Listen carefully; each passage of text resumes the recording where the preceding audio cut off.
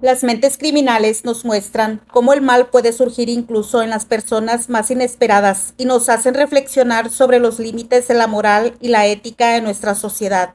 Nos revelan la perversidad y complejidad del ser humano y nos enseña que el pasado puede influir en nuestro presente y futuro y que el crimen es solo una cuestión de oportunidad. Nos hace cuestionar nuestras propias convicciones y creencias y la oscuridad está ahí solo esperando el momento adecuado para surgir. John Wayne Gacy, el payaso que enterró, violó y asesinó a 33 jóvenes debajo de su casa. Los hechos ocurrieron entre 1972 y 1978, cuando las desapariciones empezaron a preocupar a la comunidad de los suburbios de Chicago. Una de las escenas más horribles en la historia de los Estados Unidos fueron hallados en las cercanías de Chicago los cadáveres en estado de descomposición de 33 jóvenes que estaban enterrados en el sótano de John Wayne Gacy, uno de los peores asesinos en serie estadounidense. A comienzos de la década de los 70, Gacy, un simpático sujeto de unos 30 años que se disfrazaba de payaso para divertir eventos de beneficencia en hospitales y albergues del estado de Illinois, terminó inhumando en su casa a una treintena de jóvenes varones entre los 14 y 21 años, después de violarlos y asesinarlos. Los hechos ocurrieron entre 1972 y 1978, cuando las desapariciones empezaron a preocupar a la comunidad de los suburbios de Chicago. Durante ese tiempo, Pogo, el payaso, como le decían en las fiestas y piñatas a las que asistía, se mostraba como un sujeto alegre con una agenda ocupada de actividades sociales en su barrio. En el día organizaba y participaba de eventos de beneficencia y hasta iba a actividades del Partido Demócrata. Incluso en una oportunidad se tomó una foto con Rosalind Carter, quien fue primera dama de los Estados Unidos entre 1977 y 1981. Pero en las noches, Gacy engañaba a niños y jóvenes para llevarlos a su casa y luego abusar, torturarlos y matarlos, como recuerda una crónica del diario The New York Times de la época. Nadie sospechaba del amable payaso. Era muy amable y querido. Fue su imagen afable y presencia en eventos de caridad lo que luego causó tanto terror cuando se descubrió su verdadera identidad. Él representa de alguna manera la idea del enemigo interno, el psicópata perfecto. Gacy sí era el mejor vecino, el que ayudaba a los niños, ofrecía barbacoas y hasta era parte de un partido político, pero también era el que tenía debajo de su casa los cadáveres de muchachos. Esa contradicción hace su caso muy potente, explica el antropólogo y escritor Esteban Cruz. Investigadores en Estados Unidos han dedicado centenares de estudios para descifrar su mente. Algunos le atribuyen a un sistema familiar que de puertas para afuera se mostraba bondadoso, pero que en la intimidad era un ambiente hostil y violento. Según su hermana en un documental emitido en History, el padre de Gacy le pegaba y lo maltrataba cuando llegaba borracho a casa, y se presume que cuando era niño alguien cercano de la familia abusó sexualmente de él. Fue el único varón y el segundo de 3 hijos, nacidos de John Stanley Gacy y de Marion Elaine. Era de descendencia polaca y danesa. En su infancia sufrió de obesidad y estaba muy unido a sus 2 hermanas y a su madre, quien cariñosamente le llamaba Johnny, pero era castigado frecuentemente por su padre, un alcohólico que abusaba físicamente de la familia y que solía castigarlo pegándole con un cinturón de cuero. Además, abusaba físicamente de su madre, lo que le provocó a John un serio problema, ya que al entrar en la etapa de la adolescencia tuvo problemas sexuales, tanto en su infancia como en la adolescencia. Se esforzaba por hacer que su padre se sintiera orgulloso de él, pero fueron pocas las veces que ganaba su aceptación. Su padre lo denigraba, llamándole a menudo marica, estúpido y niño de mamá. A los 9 años de edad, un amigo de la familia abusó sexualmente de él cuando tenía 11. Se golpeó la frente con un columpio y como consecuencia se le formó un coágulo de sangre en el cerebro que pasó desapercibido hasta la edad de 16 años cuando comenzó a sufrir desmayos. Su padre pensó que esos episodios eran un intento de dar lástima y lo acusó de estar fingiendo. Se le recetaron medicamentos para disolver el coágulo. Asistió a 4 colegios diferentes, pero acabó abandonando cada uno de ellos y nunca se graduó. A la edad de 20 años, siguiendo el consejo de su padre, dejó su casa y se mudó a Las Vegas, Nevada, donde trabajó en una funeraria durante 3 meses antes de volver a Chicago, donde se inscribió y se graduó en la Northwestern Business College.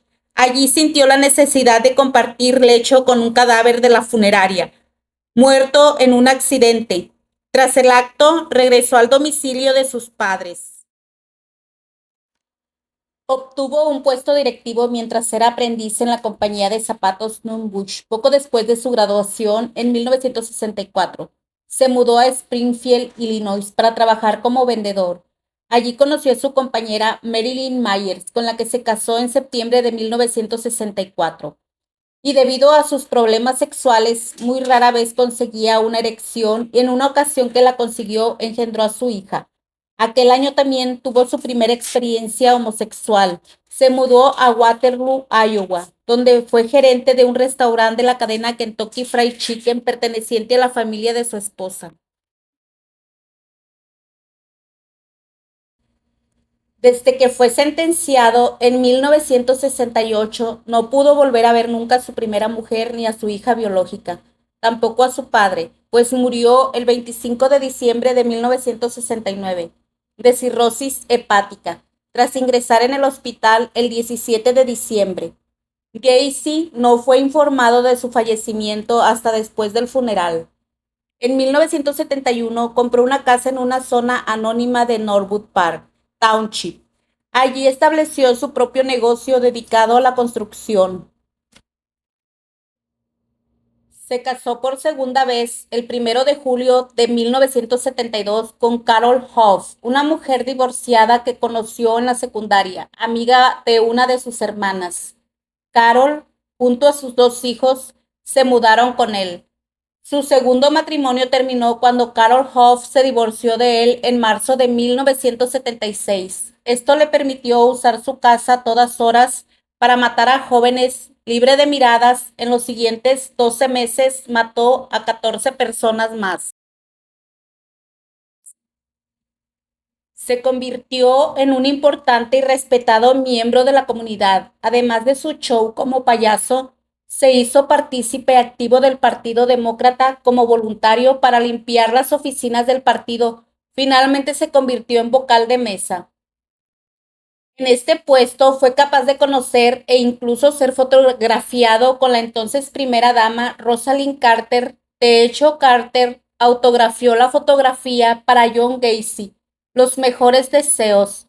Durante la búsqueda en la casa de Gacy, después de ser arrestado, esta foto causó una vergüenza mayor al Servicio Secreto de los Estados Unidos, ya que en ella aparecía Gacy con una chapa en su solapa que mostraba una letra S, lo que significaba que el servicio secreto le había otorgado la autorización para acceder a información clasificada.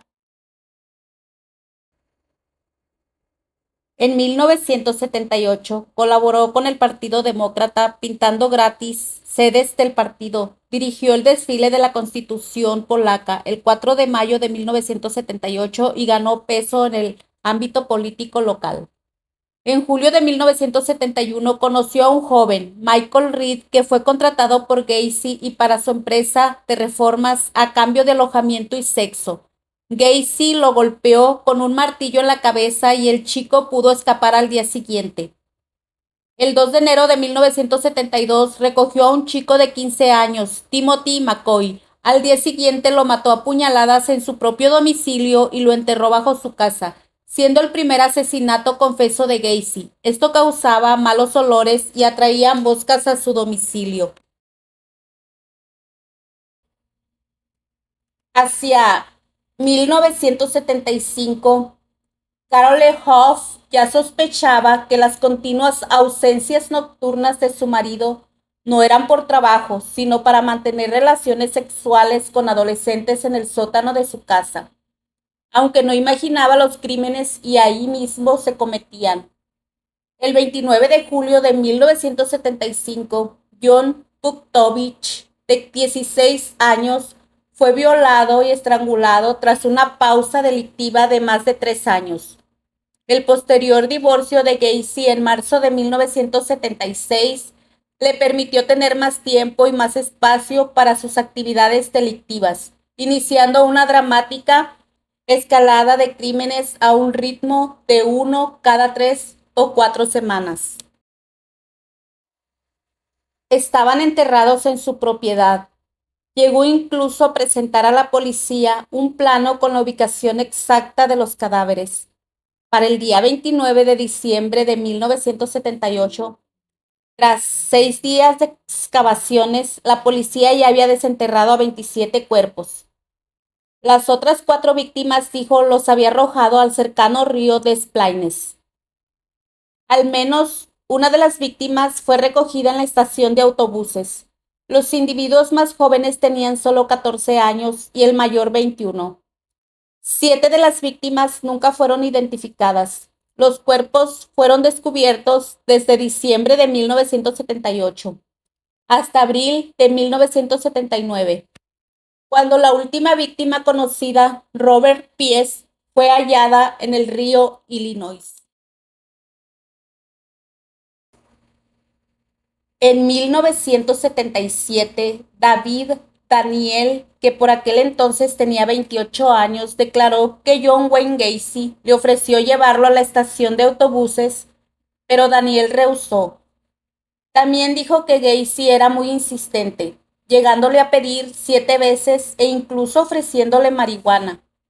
De las 2 víctimas que fueron reportadas como supervivientes, Daniel fue el único vivo para retratar el procedimiento de John Wayne Gacy, el cual consistía en atarlos, torturarlos de diversas formas, sodomizarlos y, por último, estrangularlos.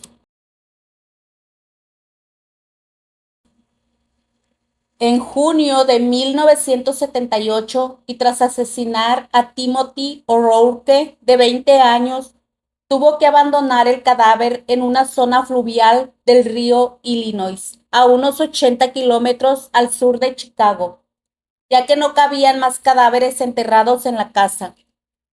El cadáver apareció con ropa interior metida a presión en su garganta. El 12 de noviembre apareció un segundo cuerpo apenas a 5 kilómetros del anterior en el mismo río. El cadáver fue identificado como Frank Langini, un traficante de poca monta y chapero que vivía en la calle. Presentaba, como la anterior, lencería encajada en la garganta de la víctima. Ninguna sospecha recayó en Gacy hasta el 12 de diciembre de 1978, cuando fue investigado después de la desaparición del adolescente de 15 años, Robert Piest, a quien su compañera de trabajo vio por última vez camino a una entrevista de trabajo en casa de Gacy. Un registro en casa de John en Norwood Park reveló diversos artículos relacionados con otras desapariciones. Curiosamente, fue arrestado 10 días más tarde por tráfico de drogas. El 22 de diciembre de 1978, Gacy acudió a sus abogados y confesó sus crímenes. Harto de la constante vigilancia policial, llegó incluso a decir que eran sus escoltas e invitarlos a su casa. Declaró haber asesinado por primera vez en enero de 1972, cuando, al clavar el cuchillo en el cuerpo de un joven y ver cómo la sangre brotaba del cuerpo, sintió una sensación de excitación, y esto comenzó a gustarle. También confesó haber matado a 33 individuos e indicó la ubicación de 29 de los cuerpos a la policía. Estaban enterrados en su propiedad. Llegó incluso a presentar a la policía un plano con la ubicación exacta de los cadáveres. Para el día 29 de diciembre de 1978, tras 6 días de excavaciones, la policía ya había desenterrado a 27 cuerpos. Las otras 4 víctimas, dijo, las había arrojado al cercano río Des Plaines. Al menos una de las víctimas fue recogida en la estación de autobuses. Los individuos más jóvenes tenían solo 14 años y el mayor 21. 7 de las víctimas nunca fueron identificadas. Los cuerpos fueron descubiertos desde diciembre de 1978 hasta abril de 1979, cuando la última víctima conocida, Robert Piest, fue hallada en el río Illinois. En 1998, mientras se realizaban reparaciones en el estacionamiento trasero de la casa de la madre de Gacy, las autoridades encontraron restos de al menos 4 personas más. En 2010 se reabrió el caso. Desenterraron 8 de los cuerpos que a la fecha no habían podido ser identificados y gracias a los avances tecnológicos se extrajo ADN de las víctimas y se pudo identificar a la víctima número 19 como William George Bundy. Más tarde, en 2017, se logró identificar a otro joven, víctima número 24, James Byron Hackerson. En 2021 se logró identificar a otra víctima de Gacy, Wayne Alexander. Al día de hoy quedan 5 víctimas sin identificar. El 6 de febrero de 1990 comenzó el juicio de Gacy. Durante el juicio se declaró inocente, alegando problemas de orden mental, y sin embargo su testimonio fue rotundamente rechazado, ya que se le realizaron estudios dando resultados negativos, es decir, no tenía ni padecía problemas mentales. Su abogado argumentó que John tenía lapsos de locura temporal en el momento de cada asesinato, pero antes y después recreó, cobraba la normalidad para atraer y disponer de las víctimas.